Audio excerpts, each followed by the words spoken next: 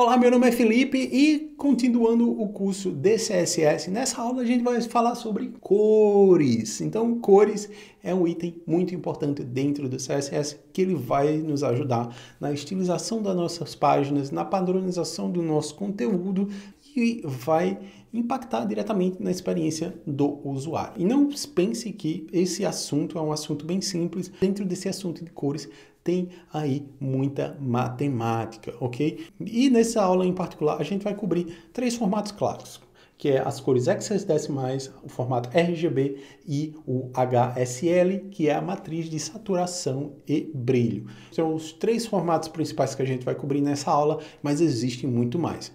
Esses formatos, eles surgiram na internet que não tinha muita necessidade de ter uma amplitude muito grande de cores. A gente tinha desktops que tinha aí uma gama de cores também limitadas. Hoje, né, os nossos computadores têm telas HDs, HDR, então tem aí muita potência para exibir uma gama muito maior de cores, como também na internet a gente não tem nenhum problema agora de trafegar dados. A maioria dos usuários possuem aí conexões de alta velocidade, então você não precisa economizar com cores, né? Cores é o último problema, né, na questão de performance dentro de uma aplicação. Aqui nessa aula em particular, a gente tem aqui ponto bem interessante, que algumas dessas aulas elas possuem um podcast do time do Google. Então é um podcast em inglês e eles falam desses temas em particular. Então tem aí 30 minutos onde o time do Google ele fala inteiramente sobre cores, né? Então só para você ver, né? Cores a gente consegue falar aí por meia hora. E olhe que dá para muito mais tempo aí se você for falar dos novos formatos, ok? O primeiro formato é o formato hexadecimal. Então, cores, né, quando a gente vai na parte lá, né, na sua teoria, a gente vai ter as cores primárias, que é o vermelho, verde e azul, e a gente tem a presença de todas as cores vai resultar na cor branca e a ausência de todas as cores vai resultar na cor preta. E para fazer essa simulação, né, dessas cores primárias, o formato hexadecimal, ele tem esse valorzinho aqui, né, que a gente tem, por exemplo, aqui a gente tem um color e a gente tem aqui o jogo da velha e a gente tem 6 números. Esses números, eles vão representar os canais das cores primárias.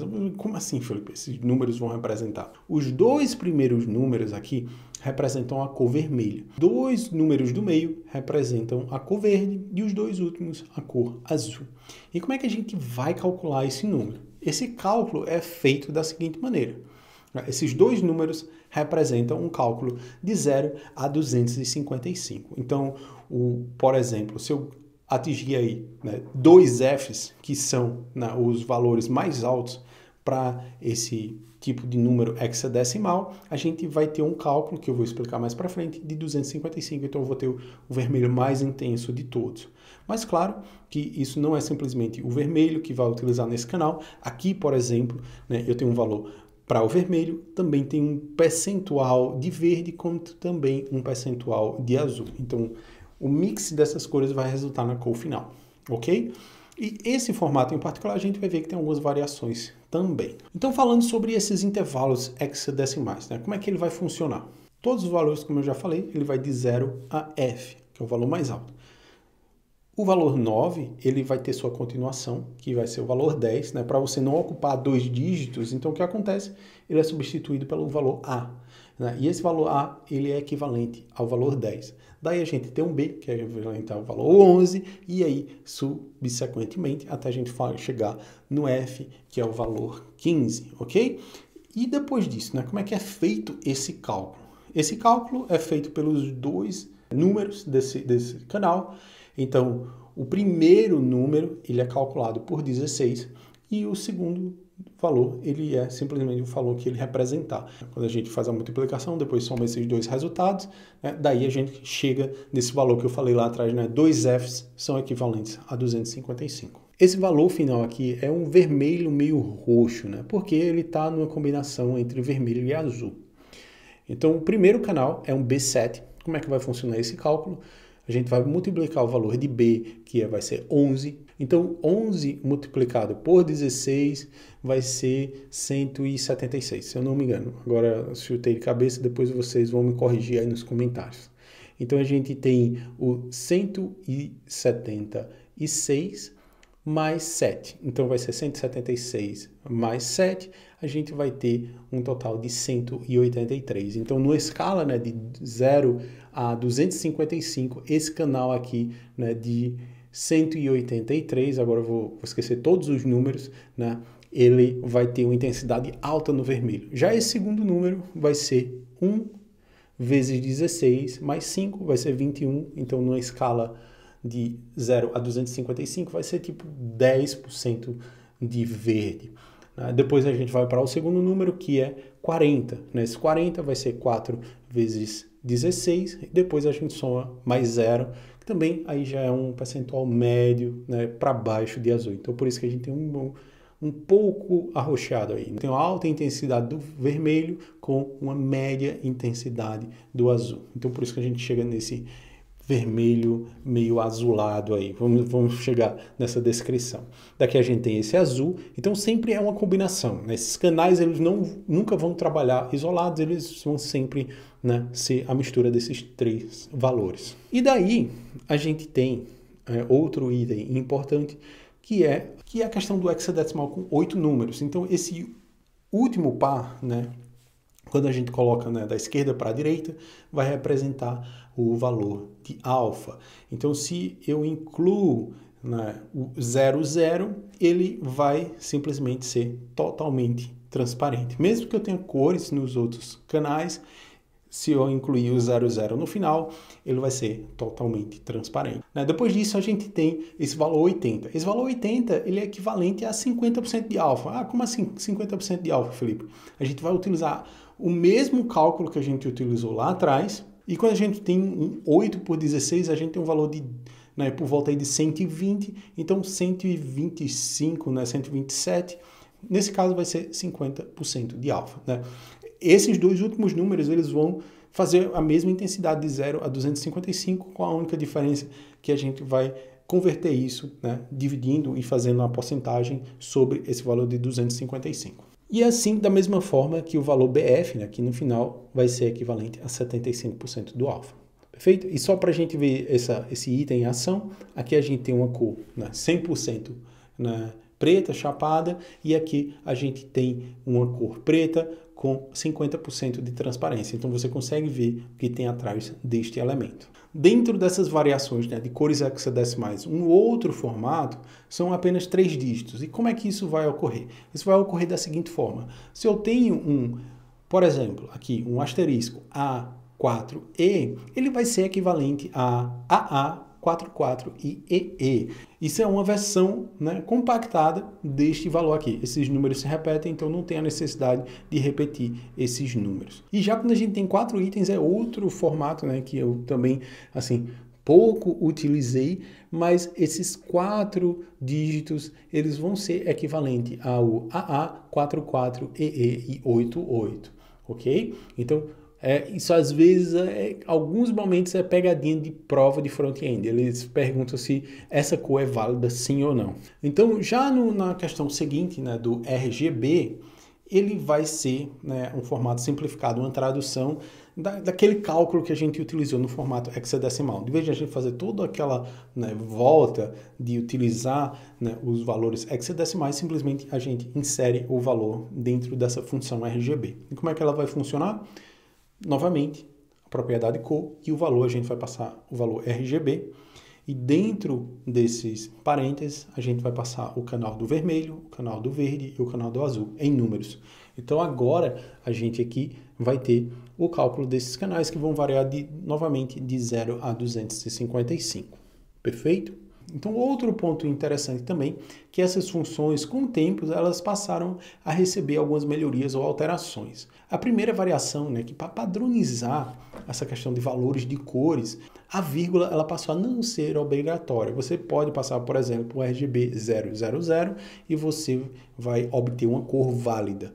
Outro ponto interessante também é, ao invés de a gente utilizar o 255, né, que também é um passo a mais, né, para de 0 a 255, você passa esse valor e daí esse valor vai ser calculado para achar um percentual, você pode simplesmente, diretamente, passar um percentual. Ao invés de você passar 255, você pode dizer, ó, Aqui é 100% da cor vermelha, aqui é 100% da cor verde e aqui é 100% da cor azul. E um passo à frente desse formato RGB é o RGBA, que aí a gente tem o último valor como o canal de alfa.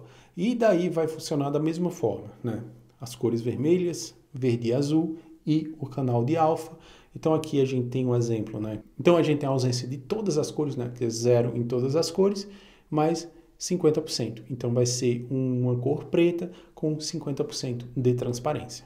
Essas cores são as mesmas cores do exemplo anterior, mas utilizando o formato RGB.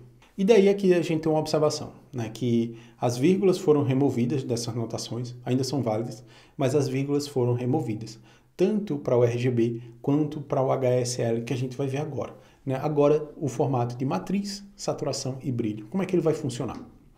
Esses três valores, né, inicialmente, quando eu comecei a programar com esse valor em particular, né, eu tive um pouco de dificuldade para entender, porque eu sempre estava habituado a enxergar, né, a combinação das cores, que é o formato clássico. Né, as cores primárias, vermelho, verde e azul, e você combinava elas e você obtinha uma cor, enquanto na matriz ela não tem essa combinação, mas ela tem esse tipo de elipse, onde essas elipses elas vai ter várias cores e dentro dessa elipse, né, o primeiro valor vai ser a angulação aonde eu vou fazer o cálculo da minha cor. Então aqui no grau 0 a gente tem um meio laranja, depois 60 graus a gente tá meio amarelo, depois a gente tem um verde, um meio azul, turquesa aqui, depois um 100% azul roxo, mas basicamente essa elipse é a combinação das cores, né, em um formato circular. Depois disso, quando eu acho essa angulação, depois eu vou ter um percentual de saturação e depois um percentual de brilho. E como assim esse percentual de saturação e brilho? Vai funcionar dessa forma. Por exemplo, se eu passar um valor de 180, ele vai definir essa angulação aqui e depois dentro desse espectro, né, de cores, ele vai dizer, ó, 20% de saturação, ele vai acertar esse ponto aqui. E o último ponto é o brilho, então ele vai ter esse percentual de brilho, daí ele combina essas cores e ele acha um valor em particular para aquela cor. Essa função em si de cores, ela é bem interessante quando você quer fazer uma transição entre uma lighting and darker de uma cor em particular. Você quer ter 20% desse azul ou 30% desse azul, né? Aí você consegue utilizar esses dois efeitos e você consegue até brincar com variáveis CSS. Né? Então é onde que esse formato ele começa a ficar interessante. Quando a gente consegue trabalhar essa questão de variáveis, ok? Então, né, pode parecer até estranho esse formato de cores, mas essas cores já estão aí disponíveis nos browsers há muito tempo. Hoje a gente está na versão 129 do Chrome, né, quando eu gravei esse vídeo, e esse formato de cor está disponível desde a versão 2 do Chrome, ok? E desde a versão 12 do Edge e desde a versão 3.6 do Firefox. Então, a gente tem quase já 15 anos aí desse formato disponível na web. Então aqui a gente tem a equivalência dessas cores nos formatos anteriores que a gente viu. E além disso, o que é que a gente tem? Por último, a gente tem palavras-chave. Né? As palavras-chave dentro do CSS é algo, né, que é impossível de você decorar todas as cores. Né? Sempre quando eu faço um exercício para achar uma cor rápida, eu chuto aí um hot pink ou um tomato, mas existem 148 palavras-chave de cores CSS. Mas dentro do Web Almanac, as cores mais utilizadas são o preto, branco, vermelho, azul e cinza. São os formatos que são mais utilizados. Então aqui a gente tem uma lista extensa dessas palavras-chave e basicamente ao invés de você passar aqueles valores, aquelas funções numéricas, simplesmente você chama o nome dessa cor em particular. Então por exemplo, esse dark violet, a gente vai ter esse roxo escuro. Quais são as outras possibilidades? Além disso, a gente tem transparent, que vai ser uma cor totalmente transparente, que é o valor inicial, por exemplo, do background color. Toda vez que você define um elemento que não tem background, o seu valor padrão é transparent. E o current color é um valor contextual. Então, o que é que ele vai olhar? Ele vai olhar para o contexto desse elemento, né, qual a cor que foi definida pela propriedade color e reutilizar esse valor. Então, por exemplo, se eu tenho um box e eu setei o color azul, se eu quiser utilizar essa mesma cor para a borda, eu posso utilizar o Current Color. Quando eu chamo o Current Color, ele vai olhar para a propriedade Color, pegar aquele azul e atribuir, por exemplo, na borda ou na sombra. Então isso é uma referência dinâmica que a gente consegue ter, né? Se eu tenho um elemento que tem variações, né? Um warning, né? Que ele vai ter o amarelo, o vermelho ou o verde, eu posso simplesmente, em pontos específicos, né? Chamar simplesmente o Current Color e ele vai utilizar todas as cores e as variações. Então a gente tem um código super dinâmico com esse Current Color. Isso pode ser até um assunto para um short também, ok? Então, um ponto bem importante, né? Onde eu posso utilizar esses valores, onde eu posso trabalhar com cores, ok? Dentro do CSS. Vão ter propriedades específicas que vão aceitar cores. A primeira delas é o color, né? Então, a gente consegue definir uma cor nessa propriedade color. Depois, a gente tem o text shadow, a gente tem o text decoration color, como a gente tem o background color, linear gradient e também no border, ok? Nesses locais que a gente vai ter, especificamente não no border, mas no border color e no também outline color, né? Então, o border, a borda da caixa, o outline é essa borda extra fora dos elementos de caixa. O outline é muito utilizado para fazer o highlight de elementos selecionados, por exemplo. Então, aqui a gente tem uma aplicação meio que de todas as cores, então a gente tem, só para a gente entender aqui, vou pedir para exibir o CSS. Então a gente tem um background com linear gradient, que faz essa transição entre o azul. Depois a gente tem um border top color, onde a gente define uma cor, então essa parte superior vai ter uma cor. E depois a gente tem um border right color, que a gente tem outra cor. Então cada eixo da borda a gente pode definir uma cor em particular, então a gente dá meio esse efeito de diamante aqui. E por fim, a gente define a cor da sombra, que vai ser um preto com 30% de transparência.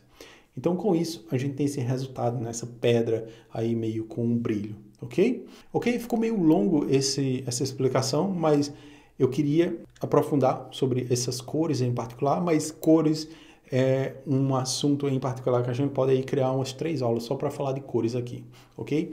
Então, muito obrigado por ter assistido esse vídeo até o final. E se você está gostando desse conteúdo, deixe seu like, compartilhe e até a próxima aula. Falou, tchau!